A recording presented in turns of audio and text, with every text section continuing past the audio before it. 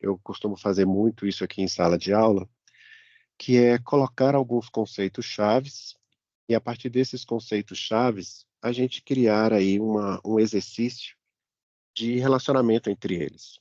Então é um exercício que permite, como forma de estudo, guardar bastante os conceitos, permite com que você fazendo este exercício várias vezes, você sedimente o conhecimento, se isso é uma coisa nova para vocês. Se você precisa fazer uma redação, então é um exercício também ótimo para quem vai fazer redação, né, para quem vai fazer provas de certificação em que é exigido uma parte de redação, ou para quem vai fazer seleções de iniciativa pública ou privada, em que vocês vão ter que responder perguntas técnicas, então é uma forma muito boa, eu julgo, de fazer, né, a sedimentação, como eu disse, do conhecimento. Ela agrega, por exemplo, outras metodologias de aprendizado, né, como o flashcard, como o mapa mental, que é o correlacionamento de conceitos chaves. Então, como é que funciona? Eu já me adiantei aqui e fui separando ao longo dessas duas primeiras aulas, para quem não assistiu a primeira sobre dados, informações e conhecimentos, eu vou deixar o link do vídeo no final deste, alguns conceitos. Então, esses conceitos, todos eles foram colocados aqui de maneira com que eu consiga, ao final, como exercício, né, a ideia é justamente essa, criar uma correlação. Então, eu vou pegando os conceitos, as palavras-chave, os termos-chave, né, eu coloquei um tracinho aqui na separação entre as palavras para que ele entenda que isso aqui seja um termo, tá? Para que ele não coloque dados de um lado e estruturados do outro, para que a gente tenha maior coesão. Eu vou utilizar aqui, para fazer esse exercício, um, um, um site, né, que a gente chama de cloud, que é de você fazer em nuvem. Então, deixa eu pegar aqui qual é o Words Cloud, esse cara aqui. E a partir desse Words Cloud aqui, eu vou colocar as minhas palavras. Então, vou aqui na parte de editor colocar um texto. Podem ser que existam outras ferramentas, tá? Eu peguei essa daqui porque a ferramenta que eu já utilizo, ela é gratuita e permite a gente utilizar com maior facilidade. Então, eu peguei as palavras-chave ali colocadas e simplesmente as disponibilizei aqui em uma determinada figura. Então, cada vez que eu venha fazer isso, ele vai colocar as minhas palavras, né, de uma maneira. Então, qual é a ideia agora? Pegar esta figura e, a partir dessa figura colocada aqui, nós fazermos o exercício. Então, eu vou levar essa figura para lá, para o nosso diário de bordo. Vou salvá-la aqui como figura.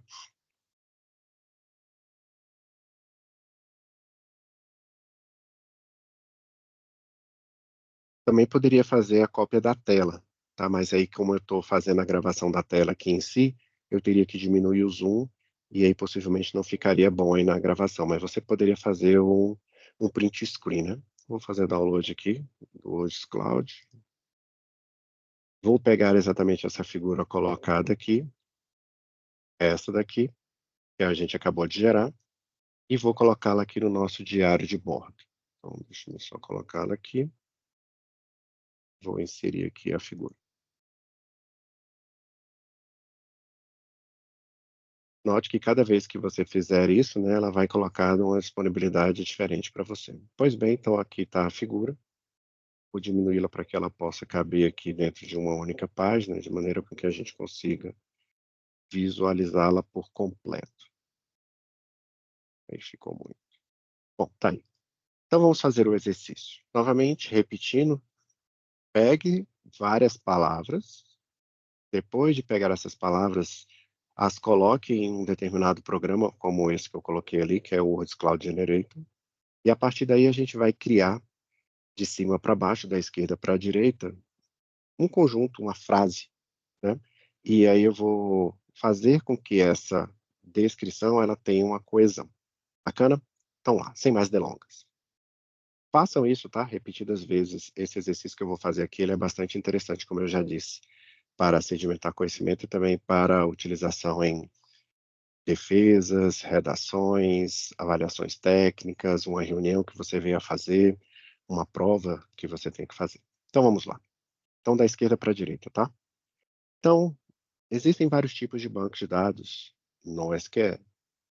Existem vários tipos de bancos de dados Um deles é o banco de dados NoSQL, assim como também existem os bancos de dados geográficos, que são bancos de dados de sistemas de informações gerenciais. Ambos, nesse caso, trabalham com dados não estruturados, mas nós temos bancos de dados que trabalham com dados estruturados também, como, por exemplo, os bancos de dados relacionais. Em qualquer que seja esse tipo de banco de dados, que seja NoSQL, gráfico, dados não estruturados, a matriz básica são os dados. Aquilo que eu vou guardar de fato dentro deles são os dados, que é qualquer caractere que puder ser persistido. Uma vez que eu tenha feito a persistência ou a gravação desses dados dentro de um banco de dados, qualquer que seja, existirão componentes dentro desse banco que permitirão você gravar os dados, buscar esses dados de maneira eficiente, criar, por exemplo, a verificação de índice, a verificação de proteção de dados. Se você estiver num ambiente orientado a objeto, esses bancos de dados, esses dados serão gravados de maneira com que você tenha a relação de pais e filhos, onde você tem a relação de herança, a relação de polimorfismo, relação com métodos, porque os bancos de dados orientados a objetos, eles absorveram as características da linguagem orientada a objeto. Hoje, atualmente, nós temos a forma de gravação desses dados na forma de objeto, que a gente chama de Object Storage. Um dos exemplos é o protocolo S3, né, da Amazon, que permite você armazenar esses dados na forma de objetos.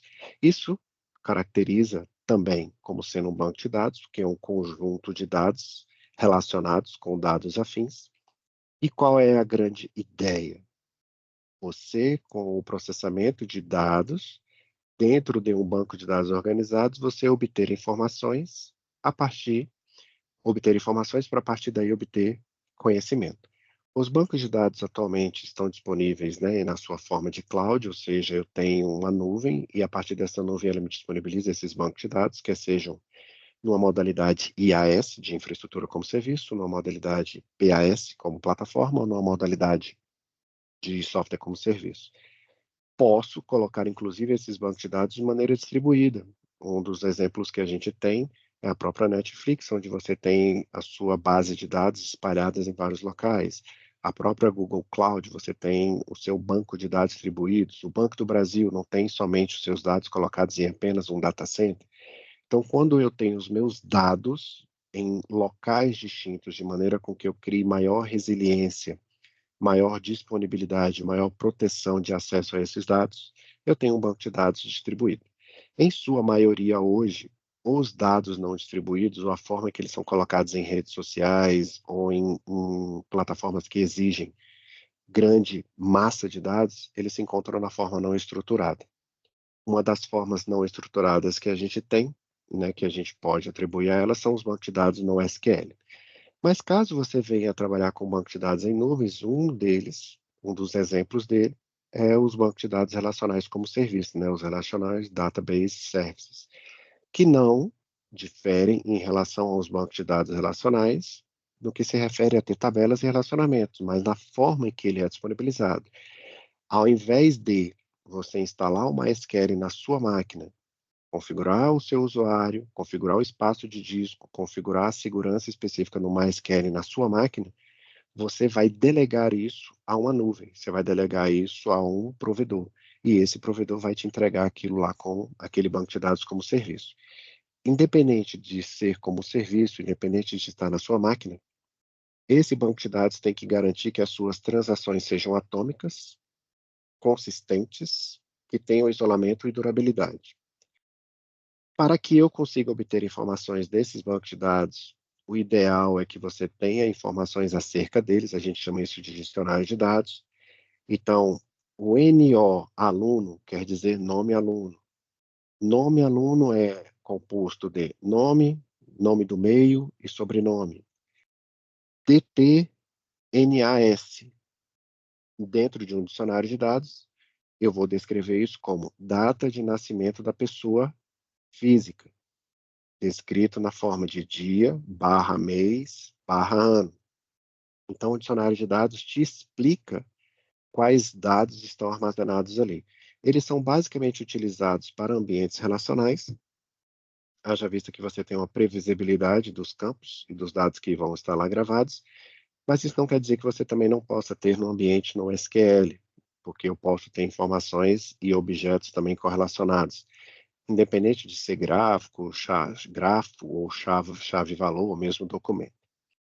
E, por fim, os bancos de dados, eles evoluíram lá da década de 60 dos bancos de dados hierárquicos, que eram como se fossem sistemas de arquivos, né, pai e filho. Saímos daí para o principal banco de dados que a gente tem, nesse caso aí é o IMS. Saímos desse e evoluímos para os bancos de dados em redes, onde um dos principais exemplos que a gente tem é o Adabas, e temos hoje os bancos de dados ditos relacionais. Então, saímos aí dos hierárquicos para os bancos de dados em redes, caímos nos relacionais, perpassamos aí, vamos colocar assim, os bancos de dados orientados a objeto, e estamos hoje nos bancos de dados NoSQL. Isso não quer dizer que o banco de dados NoSQL tenha, entre aspas, matado o banco de dados hierárquico, porque os bancos de dados hierárquicos continuam existindo, os bancos de dados em rede continuam existindo, e os relacionais também. Cada um refere-se a problemas, ou resolvem problemas específicos, onde eles são melhores em cada uma das suas áreas. E, por fim, eu posso ter bancos de dados distribuídos, como a gente já falou, ou eu posso ter um banco de dados centralizado, que é onde todos os meus dados estão em um único ponto, e a partir desse ponto eu consigo obter esses dados. Bom, é isso. Eu acabei falando um pouco mais rápido aí, né, para o vídeo não ficar muito longo, mas vocês devem ter entendido aí a ideia. Eu pego um conjunto de conceitos, um conjunto de palavras-chave, lembrando que cada vez que você fizer isso aqui, essas palavras elas serão colocadas de maneira a esmo, né, de maneira aleatória, e você vai tentar formar aí uma frase ou uma redação, não necessariamente escrita, com todos esses conceitos. Bom, é isso para o que eu gostaria de atingir como objetivo para essa aula. Era isso. A ideia do que seriam os principais tipos de banco de dados, eu espero que tenha sido e tenha ficado claro para vocês. Muitíssimo obrigado. Que vocês tenham um dia, uma semana abençoadas. Fé, força e foco. Meu nome é Gilberto Silva. Esse canal é o Fácil Demais. E nos vemos no próximo vídeo. Um grande abraço. Fiquem com Deus.